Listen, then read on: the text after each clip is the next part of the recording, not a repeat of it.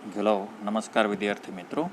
Chapter number 4માં થોડીક થિયરીની આગળ વાત કરીએ તો તાપમાનમાં વધારો કરવાથી પ્રક્રિયાના વેગ અને વેગ અચળાંક ઉપર શું અસર થાય. હવે એક્ઝામની દ્રષ્ટિએ અગત્યનો પ્રશ્ન નથી, એટલે હું થોડુંક સંક્ષેપમાં સમજાવીશ તમને. મોટાભાગની રાસાયણિક પ્રક્રિયામાં તાપમાનમાં વધારો કરો એટલે વેગ છે એ વધે. શું કામ? તો કે જે અણુઓ પાસે પ્રક્રિયામાં ભાગ લેવા માટે પૂરતી ઉર્જા નથી એવા અણુઓને તાપમાન છે એ ઉષ્મી ઉર્જા છે, તાપમાનની ઉર્જા એને પ્રાપ્ત થશે તો એવા અણુઓ પણ પ્રક્રિયામાં સરળતાથી ભાગ લઈ શકશે, જેને કારણે પ્રક્રિયાનો વેગ છે એ વધે. ધારો કે એક સરસ મજાનું એક ઉદાહરણ તમને હું બતાવું કે એન્જિનિયરિંગમાં એડમિશન માટે તમારે ગુજસેટ અને JEE, ધારો કે ગુજસેટના અને ગુજરાત બોર્ડના 50% સપોઝ હોવા જોઈએ. જો આટલા નથી, બરાબર, તો જસ્ટ સમજવા માટે ગુજરાત બોર્ડમાં 50% માર્ક્સ હોવા જોઈએ, ખાસ કરીને MBBS કે નીટની વાત કરું તો. હવે જે વિદ્યાર્થીઓને નીટની પરીક્ષામાં 50% માર્ક્સ નથી, રિઝલ્ટ છે એકદમ આખા બોર્ડનું રિઝલ્ટ જ ખરાબ આવ્યું છે, તો બોર્ડ હવે એવું નક્કી કરે કે 50 નહીં ભાઈ 40% કરી નાખો. તો કે જે વિદ્યાર્થીઓ 40% માર્ક્સ ધરાવે છે એવા વિદ્યાર્થીઓ પણ સરળતાથી ફોર્મ ભરવા માટે એલિજિબલ થઈ જશે. પછી એડમિશન મળે કે ના મળે એ તો પછીનો પ્રશ્ન છે. તો અહીંયા તાપમાન વધવાથી પ્રક્રિયાનો વેગ વધે છે. અને બીજું કે તાપમાનમાં જો 10 અંશનો વધારો કરો ને તો લગભગ વેગ અચળાંક છે ને એ કેવો થઈ જાય? ડબલ થઈ જાય છે. ઉદાહરણ આપ્યા છે 2, ત્યાં પ્રેક્ટિકલમાં આવે છે. હવે શું કામ આવું થાય છે એની અહીંયા વાત કરી છે. જુઓ તો કે જુદા જુદા અણુઓનો અંશ, અલગ અલગ અણુઓ લીધા, દરેક અણુઓની ગતિ ઉર્જા, એટલે અણુઓનો અંશ વર્સિસ જો ગતિ ઉર્જાનો ગ્રાફ દોરવામાં આવે, કોઈ પણ એક ટી સમયે હું ગ્રાફ દોરું તો ગ્રાફ છે એ કંઈક મને આવો મળે છે ટી સમયે. આ ટી સમય માટે છે. તો આ જે ગ્રાફ અંદરનો એરિયા છે એ કેવો બન્યો? અચળ જ રહેશે. હવે તાપમાનમાં 10 ડિગ્રીનો વધારો કરું તો ગ્રાફનો ટેકરો છે એ નીચે આવે જો, પરંતુ આ જે ભાગ છે ને એ ઉપર વધારે જશે. એનો મતલબ કે આટલા અણુઓની ગતિ ઉર્જા વધે છે. તાપમાનમાં વધારો કર્યો એટલે જો આ જે બ્લેક પાર્ટ્સ બતાવ્યો છે ને એટલા અણુઓની ગતિ ઉર્જા વધે છે. તો અહીંયા જે સક્રિયકરણ ઉર્જા બતાવી છે એ એમ બતાવે છે કે આટલી એનર્જી જેની પાસે હોય ને એ દરેક પ્રક્રિયામાં ભાગ લઈ શકવાની ક્ષમતા ધરાવે. હમણાં તમને કીધું ને કે 40% રેશિયો રાખ્યો, જેને 40% હોય એ લોકો તો ફોર્મ ભરી જ શકે છે. એને જેવી વાત છે કે દરેક પ્રક્રિયકોને પ્રક્રિયામાં ભાગ લેવા માટે કોઈને કોઈ પ્રકારની અમુક ન્યૂનતમ એનર્જી હોવી જોઈએ. આ ઉર્જા એટલે સક્રિયકરણ શક્તિ અથવા જેને એક્ટિવેશન એનર્જી EA કહેશું આપણે. એટલે જે અણુઓ પાસે EAથી વધારે ઉર્જા હોય એ તો પ્રક્રિયામાં ભાગ લઈ શકશે જ, પણ જેમની પાસે EA કરતાં ઓછી ઉર્જા છે એવા અણુઓ શું થશે? તાપમાનમાં વધારો કરો, જો પહેલાં આટલા જ હતા ને, એટલે જે એટલા થોડાક વધારાના અણુઓ છે એ પ્રક્રિયામાં પાર્ટિસિપેટ કરશે. ટોટલ એરિયા અંદરનો ગણો ને તો એ તો બેમાં અચળ જ રહેશે. આ ઉપરથી કટ થયો તો એ ક્યાં ગયો? આ બાજુ થોડોક જશે. એટલે જેમ જેમ આમ તમે ગ્રાફ જમણી બાજુ લેતા જાઓ એમ અણુઓની ગતિ ઉર્જા વધતી જાય છે. એનો મતલબ કે વધુમાં વધુ અણુઓ છે એ પ્રક્રિયામાં ઇઝીલી પાર્ટિસિપેટ કરશે. રાસાયણિક પ્રક્રિયાનો વેગ તાપમાન ઉપર કેવી રીતે આધારિત છે? એટલે વેગને તાપમાન સાથે શું સંબંધ છે એના માટેનો એક આર્હેનિયસ નામના વૈજ્ઞાનિકે એક સમીકરણ રજૂ કરેલું હતું. આ સમીકરણ છે આર્હેનિયસનું સમીકરણ. K બરાબર AE-EA-RT.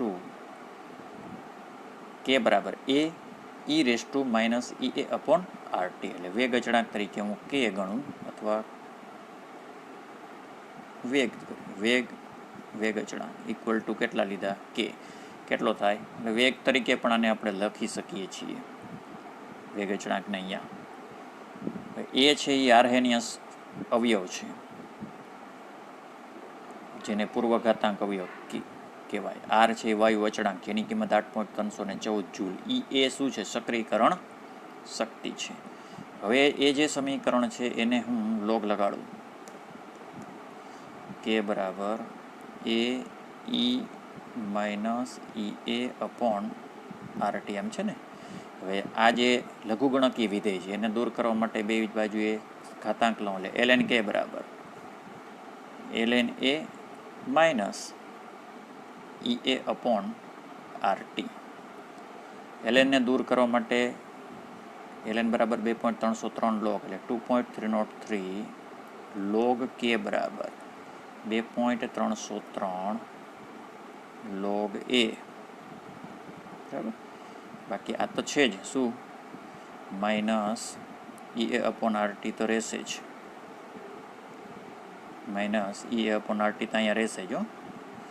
હવે 2.303 વડે બધાને ડિવાઈડ કરો એટલે અહીંયા 2.303 આવશે, એટલે આપણને આવું કંઈક સૂત્ર મળશે. જો લોગ કે બરાબર minus E A upon 2.303 R T plus log A. હવે આને તમે જો વાય બરાબર એમએક્સ પ્લસ સી સાથે સરખાવો, કયા સમીકરણને? લોગ કે, ફરીથી લોગ કે એને વાય બરાબર એમએક્સ પ્લસ સી સાથે સરખાવો. જો હું ગ્રાફ દોરું કેનો, લોગ કે વર્સિસ 1/t, તો ગ્રાફ છે એ સ્ટ્રેટ લાઈન મળશે, ઢાળ છે એ ઋણ ઢાળ મળશે. ઢાળની વેલ્યુ કેટલી છે? Minus E A upon 2.303 R. અહીંયા જે પોઈન્ટ મળશે ને અંતર છે એ કિંમત મળી મને લોગ એ. લોગ કે વર્સિસ 1/t નો ગ્રાફ છે એ કેવો મળે? સીધી રેખા મળે. ઢાળની કિંમત કેટલી થાય? માઇનસ ઈ અપોન 2.303 આર. આંતરછેદ કેટલો મળે? લોગ એ. ઇનકેસને આ જ સમીકરણમાં એલએન વાળું કીધું હોત તો, એટલે એલએન કે વર્સિસ 1/t તો પણ આવું જ મળત. તો અહીંયા જે સ્લોપ અથવા ઢાળ મળત એ કેટલો મળત? Minus E A upon R. આંતરછેદ કેટલો મળત? એલએન એ. એટલે જો લોગ વાળું લેવામાં આવે ને તો 2.303 નીચે અહીંયા આવશે, બરાબર, અને અહીંયા લોગ એ આવે. એલએન ડાયરેક્ટ લ્યો તો સીધું એલએન વાળું આવશે. એટલે કે LN is equal to 1/t. એટલે કે તાપમાનમાં વધારો કરો તો વેગ અચળાંકમાં પણ વધારો થાય છે. તાપમાન ઓછું, વેગ છે એ ઓછો. તાપમાન વધુ, વેગ વધારે. એના પછી એક પ્રશ્ન લઉં, સક્રિયકરણ ઉર્જા એટલે શું? સક્રિય ઉર્જા પ્રક્રિયાના આલેખની સમજાવી સક્રિયકરણ ઉર્જા અને પ્રક્રિયાની સંભાવ્યતા વિશે ચર્ચા કરો. સક્રિયકરણ ઉર્જા એટલે કે પ્રક્રિયાની મધ્યવર્તી સક્રિયકૃત સંકીર્ણની રચના માટે જરૂરી ઉર્જા.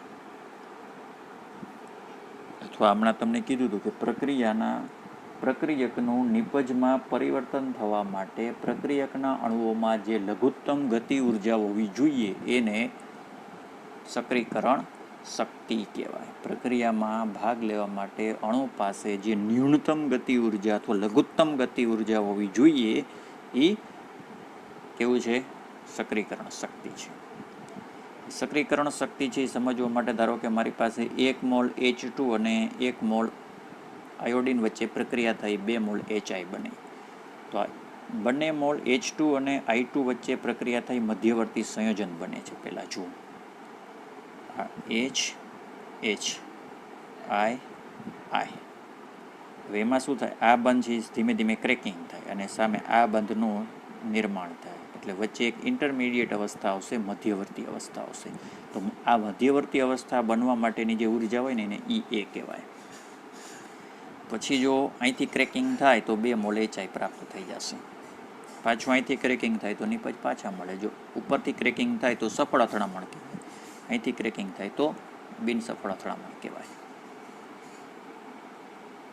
એટલે વચ્ચે જે ઇન્ટરમીડિયેટ બન્યું છે એને શું કહેવાય? સક્રિયકૃત સંકીર્ણ કહેવાય. તો એ સક્રિયકૃત સંકીર્ણ રચાવવા માટેની ઉર્જાને સક્રિયકરણ શક્તિ કહેવાય. ગ્રાફ દ્વારા સમજાવ્યું. જો સ્થિતિ ઉર્જા વર્સિસ પ્રક્રિયા અક્ષ. શરૂઆતમાં પ્રક્રિયકો છે. એક સમય એવો આવશે કે સક્રિયકૃત સંકીર્ણનું નિર્માણ થશે એટલે એમાંથી પછી નિપજ મળશે. હવે અહીંયા જે ડેલ્ટા એચની કિંમત મળે છે આપણને, જો ડેલ્ટા એચ પ્લસ આવે ને તો પ્રક્રિયા ઉષ્મા શોષક મળે, ડેલ્ટા એચ ઋણ મળે તો ઉષ્મા ક્ષેપક થાય.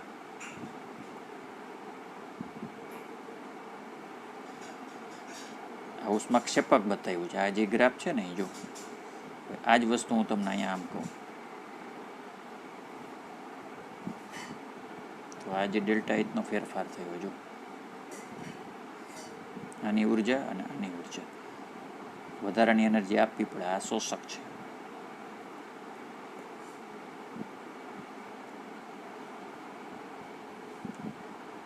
પ્રક્રિયાની સંભાવના અને ઈએ કરતાં વધુ ગતિ ઉર્જા ધરાવતો અણુ એમની વચ્ચે સંઘાત થશે. ઈએ કરતાં ઓછી ગતિ ઉર્જા છે એવા અણુ વચ્ચે સંઘાત નિપજ બનાવી શકે નહીં. એટલે જેમની પાસે સક્રિયકરણ શક્તિ અથવા એના કરતાં વધારે ઉર્જા હોય ને એવા જ અણુઓ છે એ નિપજમાં કન્વર્ટ પામી શકે. સંઘાત પામવો જરૂરી છે. પરીક્ષામાં હમણાં તમને કીધું ને, પરીક્ષા આપો તો પાસ થાય, એમને પાસ થોડા કરી દઈએ. આરએનએ સમીકરણ પ્રમાણે સક્રિયકરણ ઉર્જા વેગ સાથે કેવી રીતે સંબંધમાં છે એ.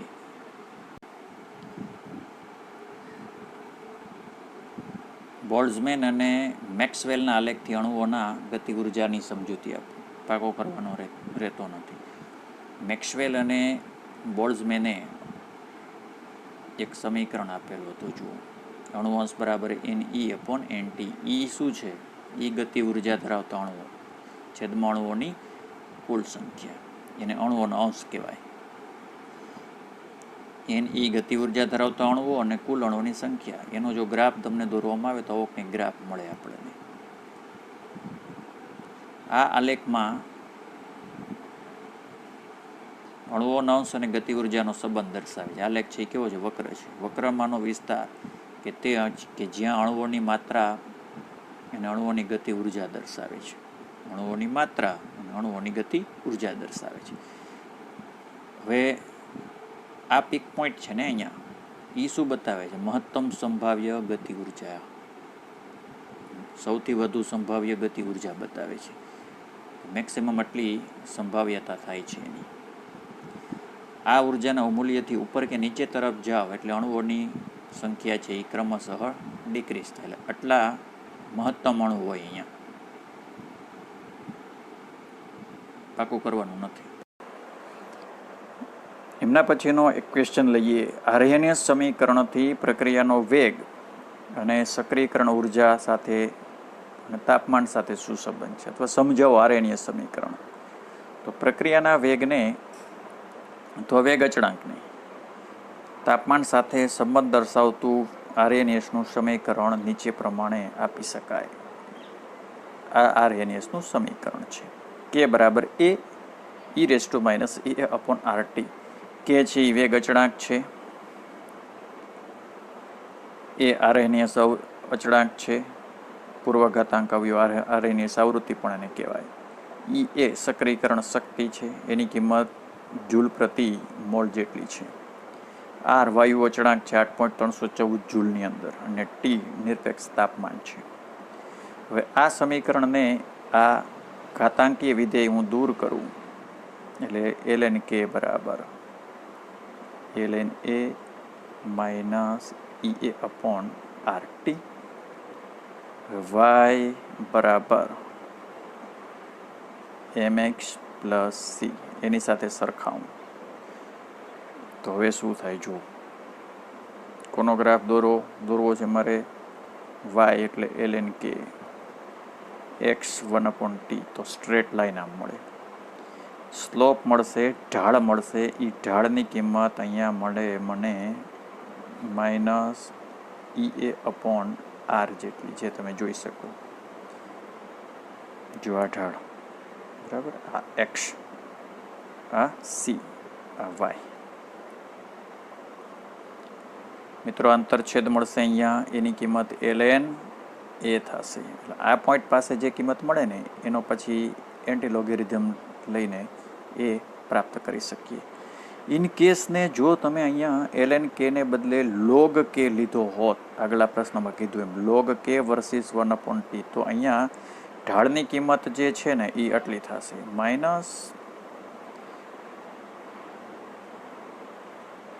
માઇનસ ઈ અપોન 2.303 આર એટલી થાત. આંતરછેદની વેલ્યુ છે એ મને લોગ એ મળત, અને એનો પછી લોગ એ બરાબર જે પોઈન્ટ અહીંયા કંઈ આવશે એનો એન્ટીલોગ જો એટલે એની કિંમત મળી જાય. ઢાળ ઉપરથી શું મળી જશે? આરની કિંમત તો ફિક્સ હોય, ઈ એ મળી જશે.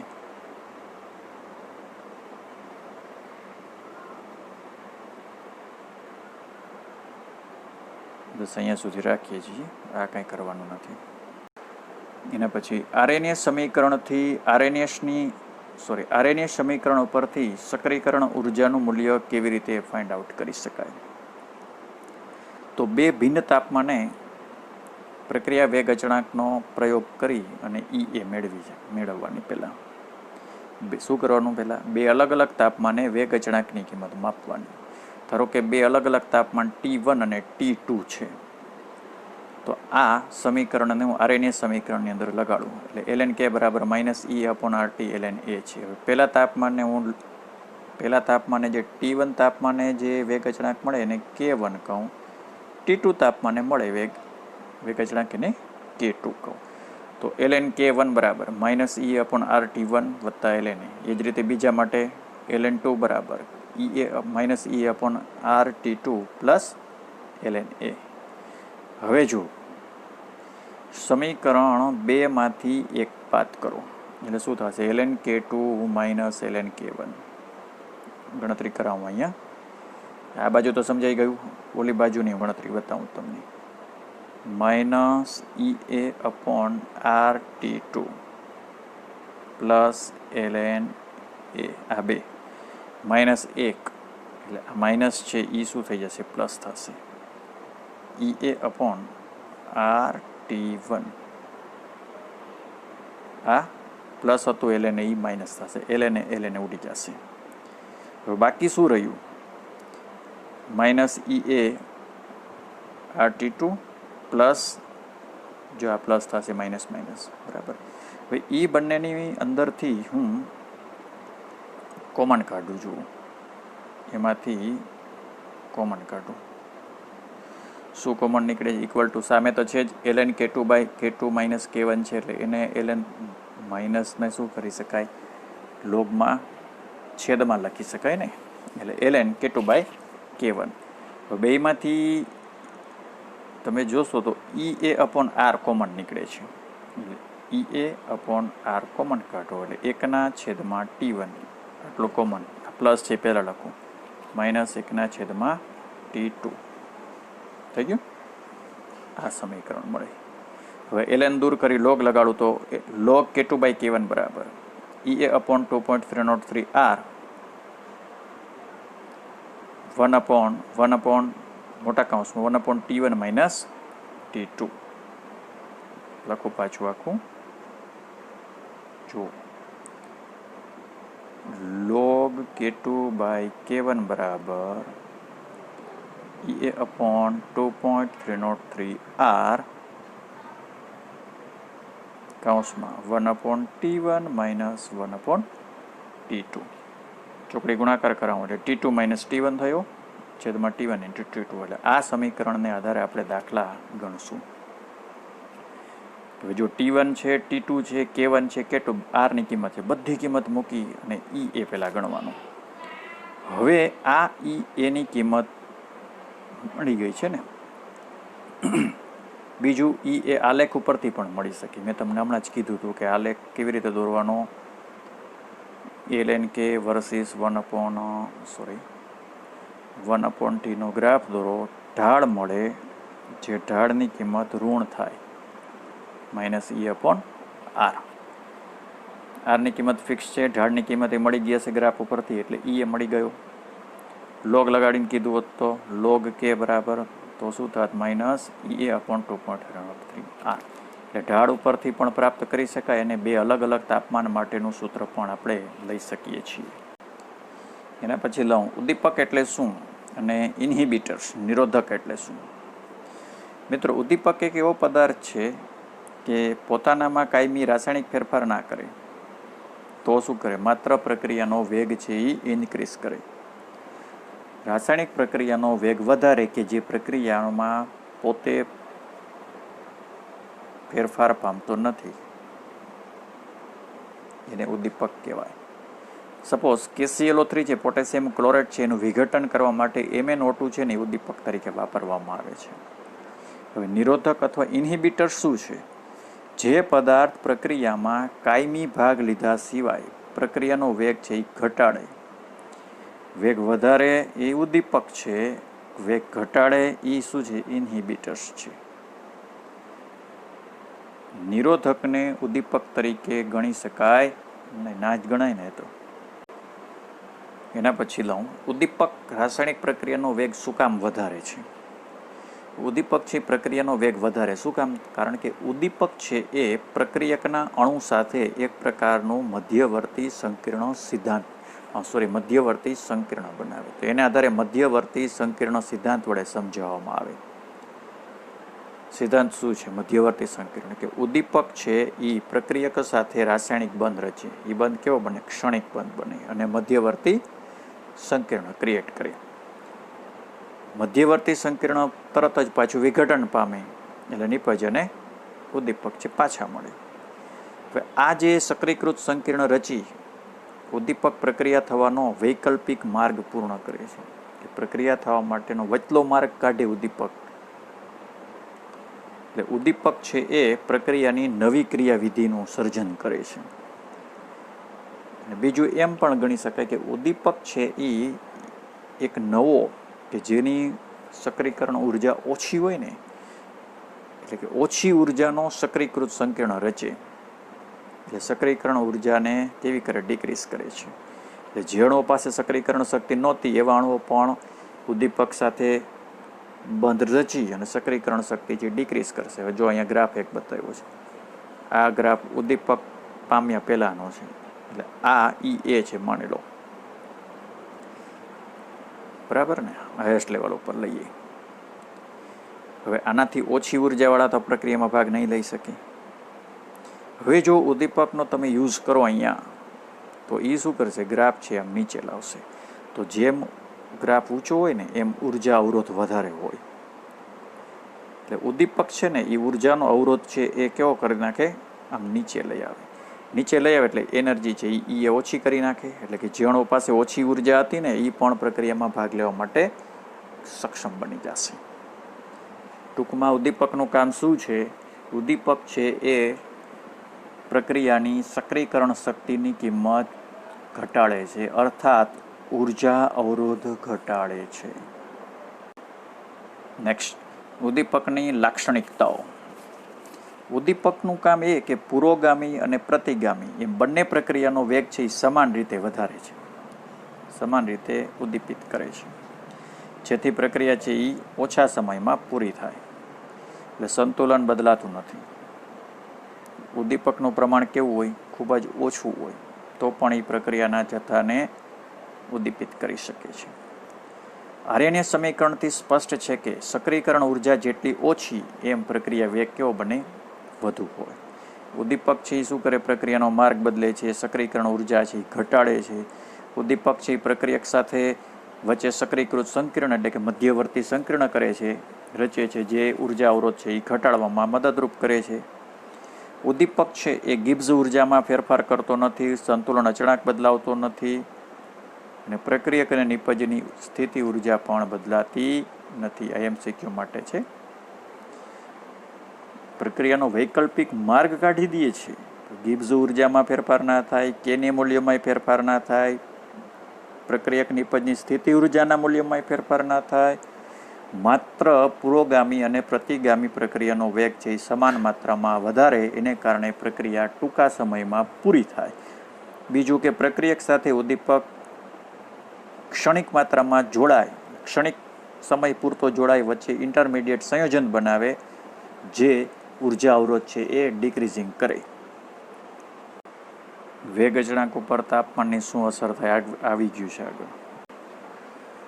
એના પછી સમજાવો કે પ્રક્રિયા થવા માટે પ્રક્રિયા પામતા અણુઓ છે યોગ્ય દિક વિન્યાસ ધરાવતા હોવા જોઈએ. હમણાં આગળ તમને મેં વાત કરી હતી ને કે જે અણુઓ છે એ પ્રક્રિયામાં ભાગ લે, પ્રક્રિયકના જે અણુઓ પ્રક્રિયામાં ભાગ લઈ અને બધા જ અણુઓ કંઈ નિપજ બનાવે નહીં, તો જે અણુઓ વચ્ચે સફળ અથડામણ થાય ને તો જ નિપજ બનાવે, સફળ અથડામણ ન થાય તો નિપજ ના બનાવે. એટલે પેલું કામ તો એ કે અણુ અણુ વચ્ચે સફળ અથડામણ થવી જોઈએ, એટલે એ કાં ફળદાયી હોય અથવા બિનફળદાયી હોય. સંઘાત જરૂરી ગતિ ઉર્જા ધરાવતા અણુ વચ્ચે થવો જોઈએ. જેની પાસે અમુક ગતિ ઉર્જા હોય એ જ અણુ વચ્ચે સંઘાત થવો જોઈએ. જો પ્રક્રિયા પામતા અણુઓ યોગ્ય દિશામાં ગોઠવાય અને સંઘાત અનુભવે તો જ અણુઓના બંધ છે ક્રેકિંગ થાય અને નવી નિપજ રચાય. અહીંયા તમને એક ઉદાહરણ બ્રોમો ઇથેનનું આપેલું છું. મિથેન. એમાંથી મિથેનોલ બનવાની પ્રક્રિયા છે આ અયોગ્ય દિક વિન્યાસ છે, યોગ્ય દિક વિન્યાસ છે. અહીંથી બીઆર છે એ દૂર થતો જશે, સામે OH છે ધીમે ધીમે જોડાય. ટૂંકમાં આ જે છે એની વિન્યાસ કયા ટાઈપનો રચ્યો છે ને એના આધારે નિપજ મળશે કે નહીં મળે એ મળે એમ વાત કરવા માંગે છે. બીજું ઉદાહરણ જો તમને બતાવું એ HI વાળું જ હમણાં HHII જો હવે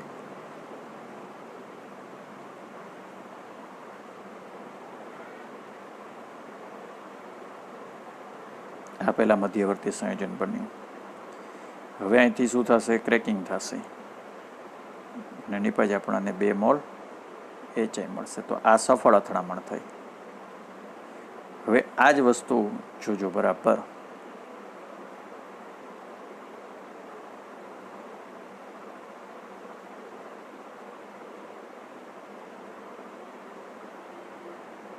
જો હવે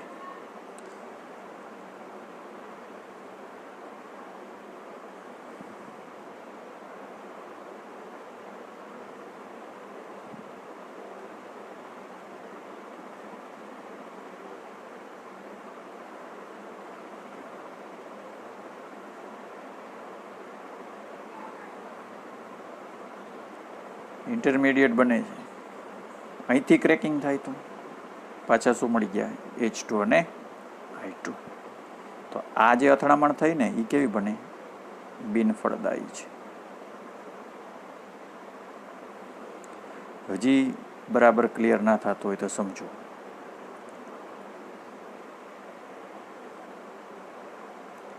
HI છે ને એનું H2 અને I2 માં વિઘટન કરવું.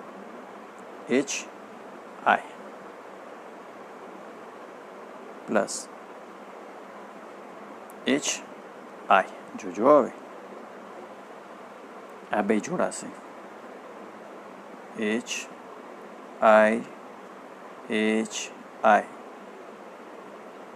બેની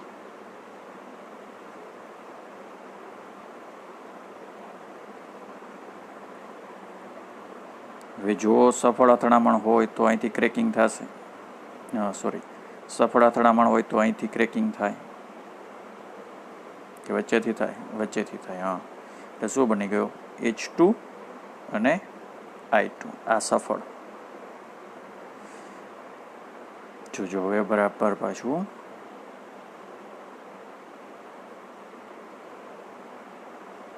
બિનસફળ કેવી રીતે કહેવા માંગે છે જુઓ, ચેક કરાવું હજી એકવાર. આ HI હતો ને, જો આ ઊંધું ફેરવી નાખું છું હવે.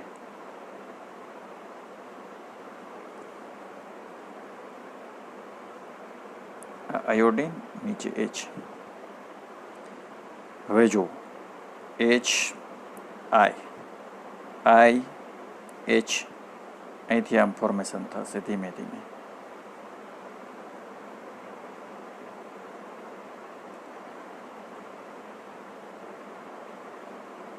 બરાબર ને? હવે અહીંથી ક્રેક કરાવો તો શું થાય? જો 2 મોલ HI પાછા બની ગયા છે. એટલે અણુઓનો વિન્યાસ છે ને એ દિક વિન્યાસ છે યોગ્ય હોવો જોઈએ, અને દિક વિન્યાસ કહેવાય. દિક વિન્યાસ છે યોગ્ય દિશામાં થાય ને તો જ થાય આ વસ્તુ. એના પછી રાસાયણિક પ્રક્રિયાનો સંઘાતનો સિદ્ધાંત સમજાવો. મિત્રો, સંઘાતનો સિદ્ધાંત છે એ સૌપ્રથમ મેક્સ ટોય અને વિલિયમ લુઈસે વિકસાવ્યો હતો. હવે જે 30% કોર્સ છે એ આપણે કટ થવાની વાતો ચાલે છે, એમાં આ બધું નીકળી ગયું છે, બરાબર. એટલે વધારે તમારે આમાં કાંઈ મહેનત કરવાની હમણાં રહેતી નથી. સંઘાતનો સિદ્ધાંત કોણે રજૂ કર્યો? મેક્સ ટોયઝ અને વિલિયમ લુઈસે આપેલો હતો. સંઘાત સિદ્ધાંત પ્રક્રિયાની શક્તિકીય અને ક્રિયાવિધિ બાબતને ગહનપૂર્વક સમજાવે છે. સંઘાત સિદ્ધાંત શું છે? આ સિદ્ધાંત પ્રમાણે પ્રક્રિયક અણુઓ સખત ગોળા તરીકે સ્વીકારવામાં આવે છે. સંઘાત સિદ્ધાંતમાં પ્રક્રિયકના અણુઓને ગોળા તરીકે લીધા છે.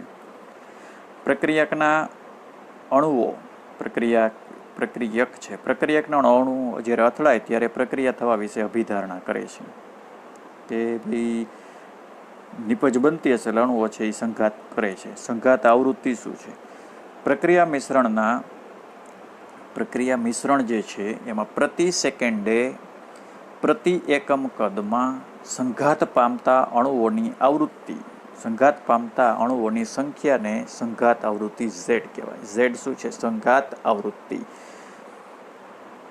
પ્રક્રિયા મિશ્રણમાં પ્રતિ સેકન્ડે પ્રતિ એકમ કદમાં સંઘાત પામતા અણુઓની સંખ્યા એટલે સંઘાત આવૃત્તિ. સંઘાત સંખ્યા ઉપરાંત સક્રિયકરણ ઉર્જા ઉપર પણ પ્રક્રિયાનો વેગ છે આધાર રાખે. સંઘાત આવૃત્તિ ZAB, ધારો કે A અને B વચ્ચે પ્રક્રિયા થાય એટલે ZAB, અને પ્રક્રિયાની સંભાવ્યતા શું છે એ જુઓ. ધારો કે એક દ્વિઆણ્વિક પ્રક્રિયા છે, A+B gives a નિપજ. તો આ પ્રક્રિયાનો વેગ છે આપણે વેગ બરાબર RNS પ્રમાણે વેગ, અથવા આપણે એમાં K લેતા હતા, બરાબર ને. વેગ બરાબર એમાં K અને વેગને કોમન લગભગ કોન્સ્ટન્ટ કે અચળ જેવા ગણ્યા છે, બેને સમાનની જેમ. વેગ બરાબર ZAB, આ શું છે? સંઘાત આવૃત્તિ છે એને B વચ્ચે, -EA/RT, એટલે સંઘાત આવૃત્તિ ધ્યાનમાં લેવી પડે. બે સમીકરણને તમે સરખાવો તો આર્હેનિયસનું સમીકરણની અંદર A આવે, અહીંયા શું આવે? સંઘાત આવૃત્તિ આવે. ઉપરના સમીકરણની અંદર AB છે એ સંઘાત અણુઓની આવૃત્તિ છે, એટલે કે સ્પીસીસ છે, જે વેગ અચળાંકના મૂલ્યનું સારી રીતે પ્રાકથન કરી શકે છે. જો પ્રક્રિયામાં સંકીર્ણ અણુઓ હોય, ધારો કે સંકીર્ણ પ્રક્રિયકના અણુ છે, સંકીર્ણ ટાઈપના છે, તો સંઘાત અને વેગના પ્રાકથનમાં અર્થસૂચક વિચલન હોય છે, કારણ કે અણુઓ વચ્ચે બધા જ સંઘાત નિપજ બનાવે. એટલે જટિલ પ્રક્રિયકના અણુઓ કેવા બને? સંકીર્ણ અણુ રચતા હોય ને, તો બધા જ સંઘાત છે નિપજમાં કન્વર્ટ ના થાય. અસરકારક સંઘાતમાંથી નિપજ કેવી રીતે બને? તો કે પ્રક્રિયકમાંથી નિપજ બનવા માટે પહેલાં તો સંઘાત થવો જોઈએ અણુ વચ્ચે. આ બધી શરત છે. ફળદાયી અથડામણથી નિપજ બનવા માટે પહેલાં તો અણુ વચ્ચે સફળ સંઘાત થવો જોઈએ. બીજું, સંઘાત પામતા અણુઓ પાસે પૂરતી ગતિ ઉર્જા, જેને દેહલી ઉર્જા કહેવાય, એ હોવી જોઈએ. ત્રીજું, સંઘાત પામતા સ્પીસીસ છે યોગ્ય દિશામાંથી સંઘાત પામતા હોવા જોઈએ. પ્રક્રિયકમાંથી નિપજ બનવા માટેની આ 3 શરત. પહેલું, અસરકારક સંઘાત થવો જોઈએ. પહેલાં તો પરીક્ષા તમારે આપવી જ જોઈએ, કેમિસ્ટ્રીનું પેપર આપવાનું છે. બીજું, પેપર આપ્યું હાલો, સંઘાત પામતા અણુઓ પાસે પૂરતી ગતિ ઉર્જા હોવી જોઈએ, એટલે કંઈક વાંચીને જવું જોઈએ. ત્રીજું, યોગ્ય દિશામાંથી સંઘાત થવો જોઈએ. એનો મતલબ એમાં જે પૂછ્યું છે ને એ તમારે લખવું પડે, તો કંઈક માર્ક 90 અપ આવે. એટલે જો આ બધી બાબતનું પાલન થાય ને તો જ પ્રક્રિયકની અંદર જૂના બંધ તૂટે અને નિપજના નવા બંધ રચાવાની શરૂઆત થાય અને છેલ્લે અંતિમ નિપજ પ્રાપ્ત થાય. તો આને અસરકારક સંઘાત કહેવાય. એના પછી છે સંભાવ્યતા આવૃત્તિ અથવા ત્રિવિમ વિન્યાસી ફેક્ટર, સ્ટીયરિક અવયવ P. અસરકારક અથવા ત્રિવિમ અવયવ વિન્યાસી અથવા ત્રિવિમ ફેક્ટર P સૂચવે છે કે સંઘાતમાં અણુ યોગ્ય રીતે દિક વિન્યાસ ધરાવતા હોવા જોઈએ. ટૂંકમાં આગલું સમીકરણ છે એમાં P છે ઉમેરવાનો, એટલે કે અણુઓ છે એ યોગ્ય દિક વિન્યાસમાં હોય તો જ સફળ અથડામણ થઈ શકે. બરાબર. હવે થિયરી છે ને અહીંયા પૂરી થાય છે. આમાં ડાયરેક્ટ હવે કાલથી આપણે આગલા લેક્ચરમાંથી દાખલા લેશું.